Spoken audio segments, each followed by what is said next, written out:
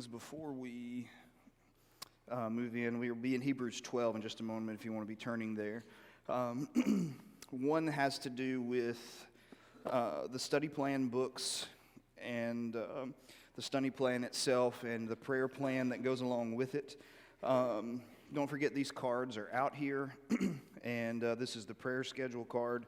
This is the study plan card, but also I forget how many books we printed. I guess that seems like a year ago now, but I think it was last Sunday night. So, one of those weeks. But I think we obviously ran out of them. And so if you want one, just let me know and I can jot it down and we'll try and get it. It doesn't take just incredibly long, but it does take a while to print those things. And then I have a couple of people, some people ask for the PDF version to work with on their iPad or just to have with them digitally to carry around. And so if you want that, you can let me know. And if you have no idea what I'm talking about, there's a YouTube video that explains it. So that, and then Mr. Andy asked me to correct something he said this morning when he said 350 million, 450 million. What he meant was 3.5 million and 4.5 million. We didn't have a $350 million building plan. I don't know, maybe somebody was going to donate heavily, but we didn't have that kind of plan. It was 3.5 that was going to morph into 4.5 or even more. So anyway, I think that's the two things I had to mention. Okay, so let's jump back into this, and where we were this morning, we were finishing out the pictures of faith, and tonight we look at the perfecter of faith, the one to whom we look as we run. And so these verses are well known, I think, are pretty well known. And so let's read them and put them in front of us, and then hopefully we can understand it a little bit better. And many people who will cite this text sometimes don't understand its greater context, that this is actually attached to Hebrews 11. And so it has great bearing on its understanding.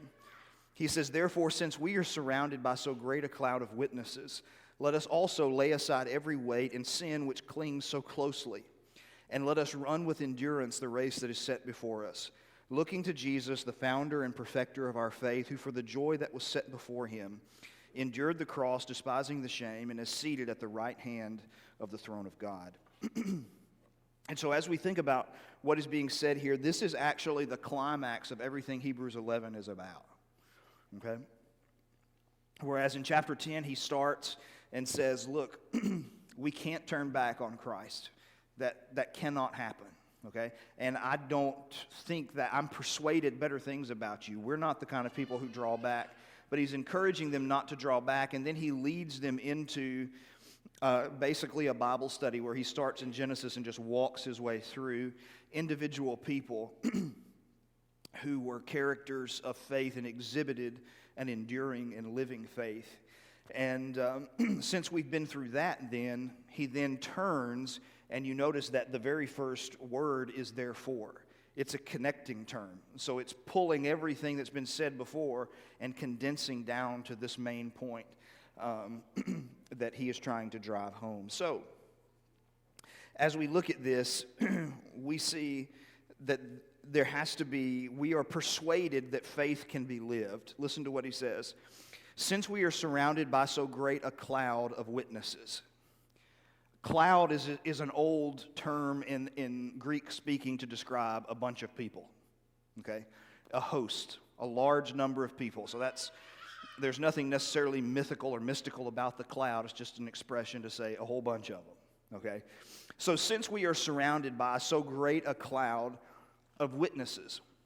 Now the image that he's drawing on here is the image of the athletic races in their games, whether those were the Olympic Games or the Isthmian Games or some of the others. And so what would happen is, about midway point on the track itself, the honored guest would sit on an elevated platform, and from there they would watch the race. And so The image that he's putting in front of us is we're in the arena running the Christian race, and we are surrounded. There are people who are sitting in the stands as guests of honor who have already finished the race and know how difficult and grueling the race can be. Okay? But they also stand as testimony to the fact that the race can be won. That endurance is really worth what it costs. And so these cloud of witnesses, so to speak, are all the individuals he speaks of in Hebrews 11. It's as if they're seated on a platform watching us run. Okay?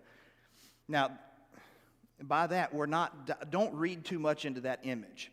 This is not something that's talking to us about, do dead people see the living?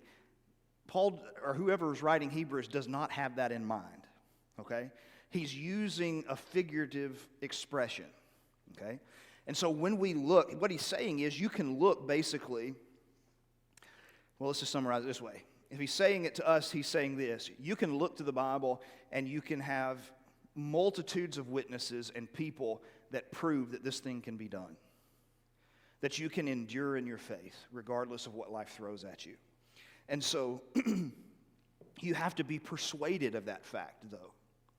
To believe that not only the race can be won, but that it, as we mentioned this morning, already has been won. It's just a matter of finishing. Okay? So, since we're surrounded by so great a cloud of witnesses, that should lead us then to do a few things. It should cause us to prepare for the race. When he says, let us also lay aside every weight and sin which clings so closely to us. So lay aside every weight. They, of course, trained with weights on their bodies. They would carry around heavy weights on their bodies as they were training to run. And so when they took those off, they are building up endurance, they're building up muscles, and when they took them off, you could definitely feel a difference between running without weight and running with it. And so when he's talking about laying aside every weight, he's talking about, metaphorically speaking, he's trying to describe the things that we're carrying around that really don't help us accomplish what we want to accomplish. Okay? So, it's not even that they're necessarily or inherently bad things, but they're just things. This is the time of the year, well, the last month or so is the time of the year when a lot of people, whether it's in businesses or in their personal lives, they sit down and they look at and evaluate how they invested their time throughout the year. And if you're like me, when I looked at my calendar for this year, there were a lot of heavy weights that I put on myself that did not have to be there, that didn't actually help me get to the goal that I'm striving for. Were they bad things? No. As a matter of fact, I think I could argue that most of them were good things. But they weren't the things that would help me reach the goals that I wanted to reach. And so, sometimes in those situations, you have to step aside from them and say, look, this is a good thing, but I can't do it anymore. Not because it is a bad thing, but because it does not help me accomplish what I want to accomplish. Okay? And so, if in this we're running a race, seeking to finish it, running it for Jesus, we have to learn how to look at things and to say goodbye to them. Okay? And why does so much junk accumulate in our houses? I mean, the basic rule of thumb with a great portion of it is this. If you haven't used it in 12 months, send it out the door. Send it out the door. Okay? Now, I understand there are exceptions to some of those things, okay? But on the whole, everyday things that we're using or not using, I should say, you send it out the door because it's just weight you're dragging. You're just moving junk from one place to another. instead of living in the space that you've paid to live in. And as Christians, we have to continuously think. Everybody has the same amount of time, but nobody can do everything. And some people, when they look at their time, they just look at it as, well, I'll be honest with you, I don't know why, I don't know how they look at their time.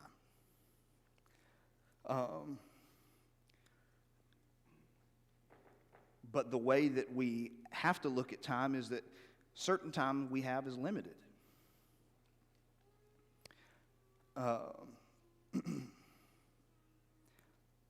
So, for an example, with your kids, let's say you got 18 years. They live at home. Ultimately, the grounding and the deep rooting in them takes place in the first 2-year segments of their lives. The third segment is kind of training them and getting them ready to use what they know to prepare them for the next stage of their life. That's 18 years. I've got one child in the second phase of a 6-year period phase. I've got one in the second phase and one finishing his first phase. So what does that tell me then? Well, if I'm looking at my calendar like I did, and the amount of time I spent traveling to other places, and the amount of days I was gone in traveling to those places, they were good things. But that's also a week with them that I'm never going to get back. There will be time in my life, if I live long enough, that when they are gone, I can hop on an airplane and be gone for 2 weeks all I want to. But I only get one shot at them being little. I only get one shot at teaching them what they need to be taught. So, laying aside certain things becomes important because it hinders me from reaching a goal. And in Christianity, we have to understand that. You know, we say we're too busy, and I understand that. But I also understand this. Do you know who ultimately controls my calendar? I do. I ultimately control my calendar. So ultimately, at the end of the day, if I'm not accomplishing what I need to accomplish and I say, well, I'm just too busy, odds are the guilty person is the one who looks back at me in the mirror. I'm extending myself too far. So, lay that aside. That's stuff that can be good, but yet it's not ultimate. Okay? And as one of my favorite writers says, you know, there's nothing quite so useless as doing that which you ought not be doing in the first place. You had no business doing it.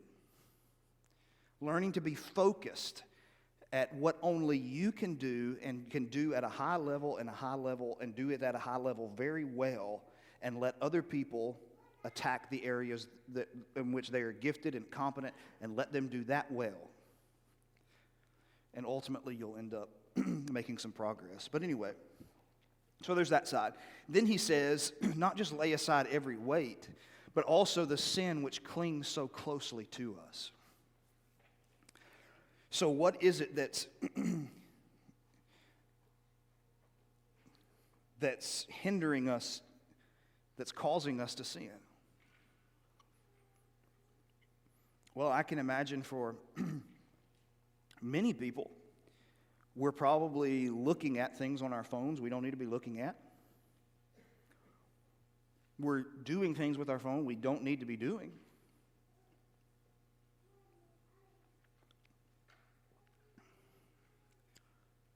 We're sinning with our phones sometimes.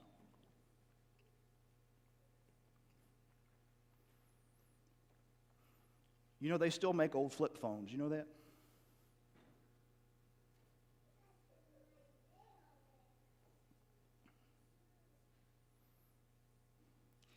And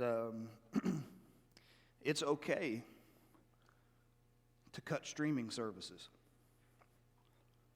if I'm tempted to watch things I don't need to watch.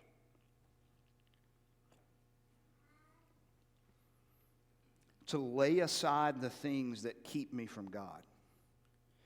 That, to use an image, I'm running this way, but I literally have something pulling me in the opposite direction. It's going to be hard to run and make progress if you've got somebody constantly pulling you in the opposite direction. And sin, you see, the good things that we need to lay aside, we could run in that direction and we could run pretty well. But when you're dealing with sin, you're talking about something that's pulling you. It's not just a weight you're carrying, it's something that's pulling to you. And the idea here is even bigger than that, which clings so closely to us, is the idea of getting wrapped up in your legs. So we're tripping over stuff. We're tripping over sins. And that's hindering us from running. And so he says, if we're going to run well, listen, Jesus was obviously and is the ultimate at everything, but one of the things that amazes me about him is his focus. He was focused. He knew why he came into the world. And if you hear him, study sometime, go through the Gospels and mark his mission statements. For this cause I came into the world, and for this cause I was born. When you look at Luke 9 and verse 31, or 9 and verse 52 or 53, when he steadfastly set his face to go to Jerusalem. Jerusalem was the end goal. It's like Jerusalem was standing right here in front of his eyes. Everything else that was going on around it, if it didn't help him at Jerusalem, nothing else mattered. It's Jerusalem. Because there I've got to die. I know why I'm here. Mark chapter 10, same thing.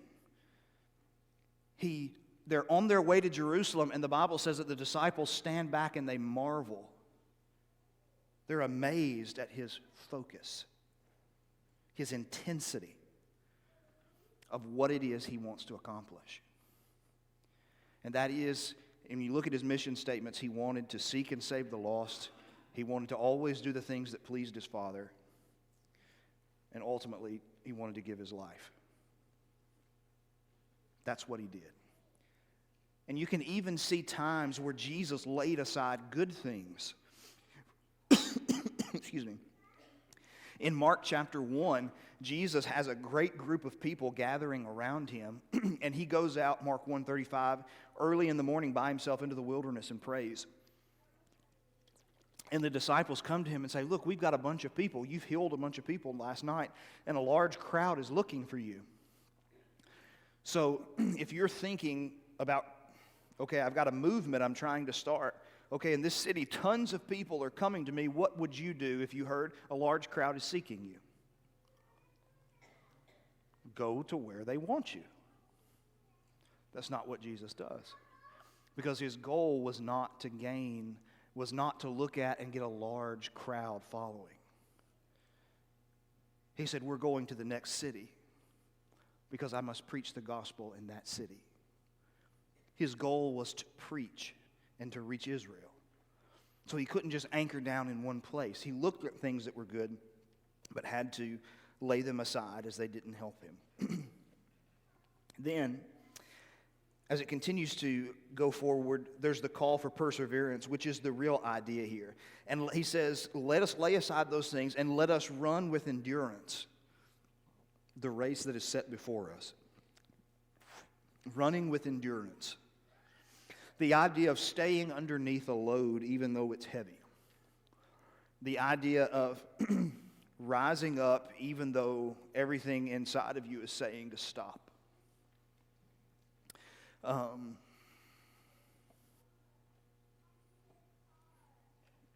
The longer I live, the more I see this word endurance and Christianity, the Christian life.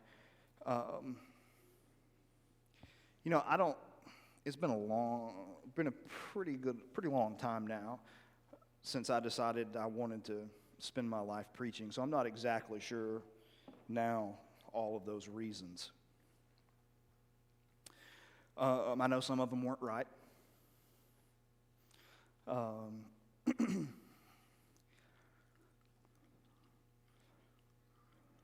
but you have ideas of things you think you want to accomplish and things you think you want to do. But I'll be honest with you, the older I get, and I know I'm not old, but the older I get, the more I just want to make it to the end without blowing it. That's it. I just want to be able to finish well. That's it. Not about the flair, not about attention, not about anything. Just do what I'm supposed to do and finish it. And people say, well, that's not very exciting. You're right. But rarely is being successful at anything truly exciting every step of the way. Successful people do little things well. And they do them over and over and over and over again. And that's what separates them. They have the ability to continue to do the little things right every single time. And that's what he's saying here. You want to follow Jesus. You want to run in this race. Are you willing to do the little things well? Are you willing to keep going? Look, I can promise you, in the midst of studying and praying, there are going to be days when you don't want to pick up a Bible and you don't want to read it. You don't want to say a prayer. You don't want to do it. That doesn't make you unspiritual. It makes you human. The question is not, am I a terrible person because I don't want to today? The question is, am I willing to trust my commitment over my feelings? That's what endurance is. It says, it's when you look at something and it says, I don't feel like it, and you say, shut up, I don't care, you're doing it anyway. You're going to keep coming. You're going to be relentless in your pursuit. That's what endurance looks like. It's toughness. It's mental toughness, spiritual toughness. So he's calling us to persevere. He's calling them to persevere in the face of the pressure, the social pressures and anxieties that are encroaching in upon them. And then he says, and there's one person above all you have to look to, and that's Jesus. He says, run with endurance the race that is set before us. How? Looking to Jesus, the founder and perfecter of our faith. There's that singular focus. It's Jesus. And if whatever is in front of me, whatever is clinging to me, whatever is tripping me, anything that hinders me from having Him is not worth having. And really, isn't that the hardest thing? Isn't it easy to take your eye off the ball?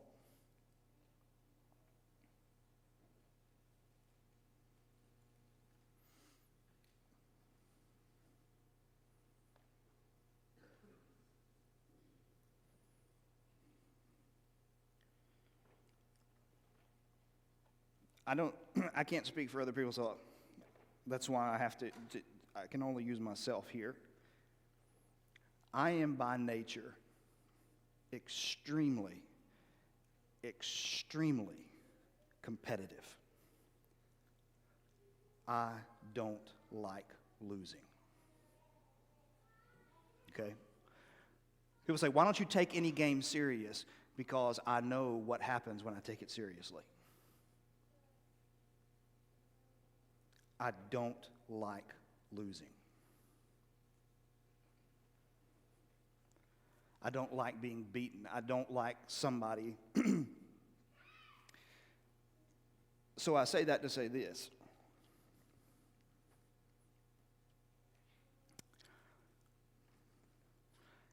I would be lying to you if I told you there wasn't ever a temptation in my mind that said, I'm going to stop preaching and I'm going to go into business and I'm going to outcompete people. I'm going to outcompete them. I'm going to beat the brakes off of them.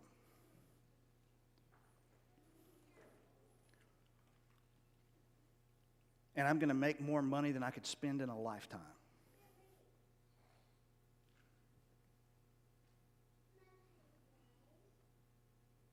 People say, well, that doesn't sound very nice. I'm just telling you the truth. There's a part of me that at times that competitive nature takes over, where I can lose my focus off of Jesus and say, you know what really matters is being able to give my family a life they couldn't ever imagine.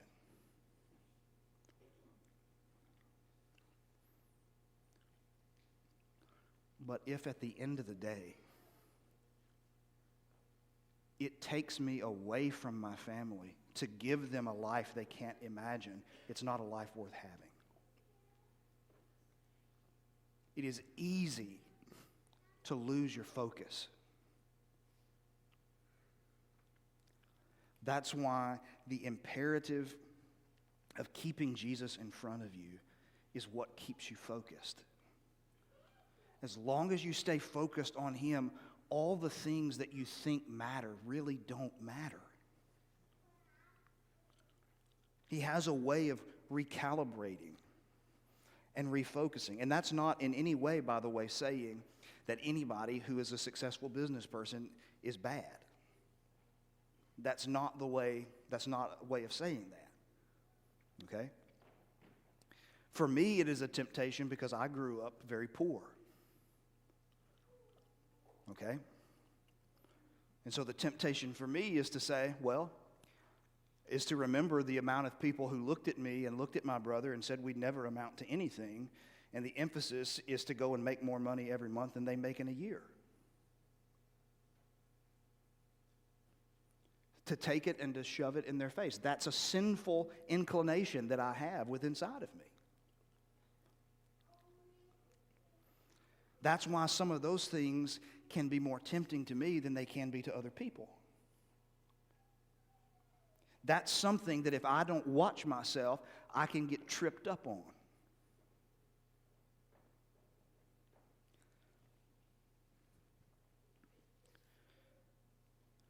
Whatever the issue is that you have to constantly keep focused is about keeping Jesus at the center.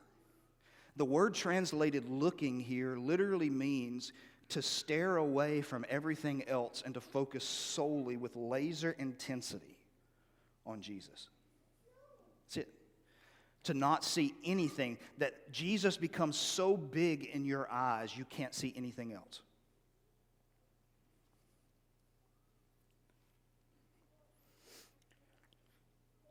Look to Him and look at how He ran with endurance. It says, looking to Jesus, the author and the perfecter of our faith, who for the joy that was set before Him endured the cross. The joy that was set before Him, the joy of pleasing the Father, the joy of saving people, who for the joy that was set before Him endured the cross. Notice this, it doesn't say He enjoyed the cross. If you understand anything about crucifixion, I don't really see that there's a way you could enjoy it. He endured the cross. And the next phrase says, He despised the shame. We talked about, I think last Sunday morning, Philippians 2, despising the shame. The cross's association with the shame. The idea that He is the highest of highs, where all of heaven worships Him, and to come down where all of creation curses Him,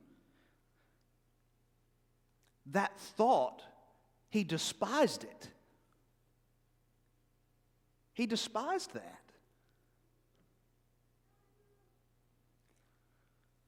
But He found something bigger for the joy that was set before Him of saving people. He endured the cross, got agitated, certainly frustrated with the shame that was associated, but ultimately He finished His work, and therefore He was seated at the right hand of the throne of God. And that's the person we look to. Jesus is not calling on us to do anything He Himself has not done. Not one thing.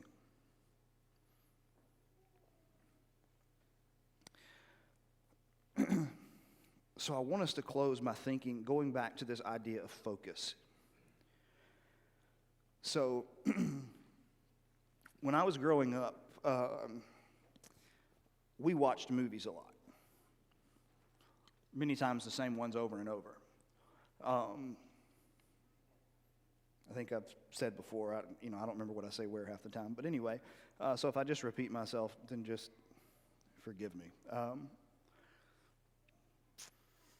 But we're movie quoting people. Okay? Matter of fact, we had a Christmas game at the young adult party at our house this year. I think it was something like A, B, C, D. You had to think of something associated with Christmas from A to Z. Everything I associated was from a funny Christmas movie, the same one. I found something to attach to every letter for the same one, okay? So one of the greatest movies most people don't know a lot about is a movie called The Little Giants. Little Giants. You got the,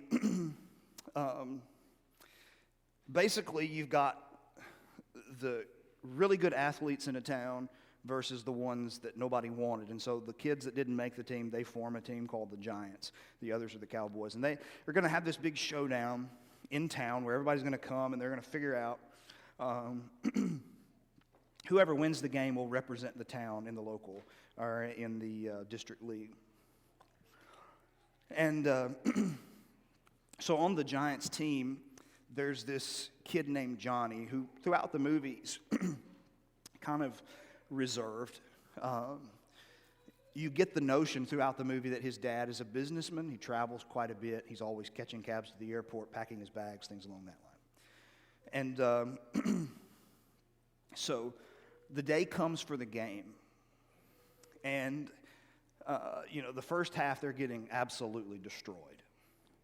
The second half they start to make some progress. I mean, the whole place celebrates when they run one play and it goes to 2nd and 9.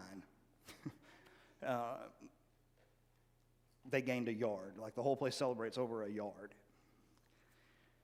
So they start moving and they start scoring, and they call a play, and I want to say it's something like Johnny Little Flea Flicker on 3 or something along those lines. Or Chicken Little Flea Flicker. What is Chicken Little Flea Flicker? And they go, and the quarterback says, it's a pitch to Johnny. And Johnny says, you can't pitch to Johnny, I'm Johnny. And so they go to the line and they call the play. Quarterback takes the ball, little shovel pass to the side, catches the ball, looks at the quarterback and goes, now what?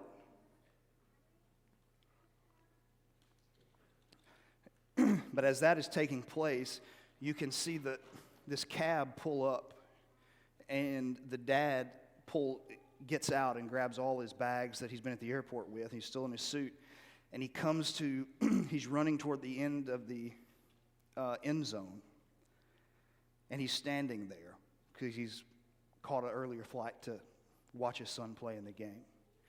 And so he's standing there, and the ball comes to him. Now what?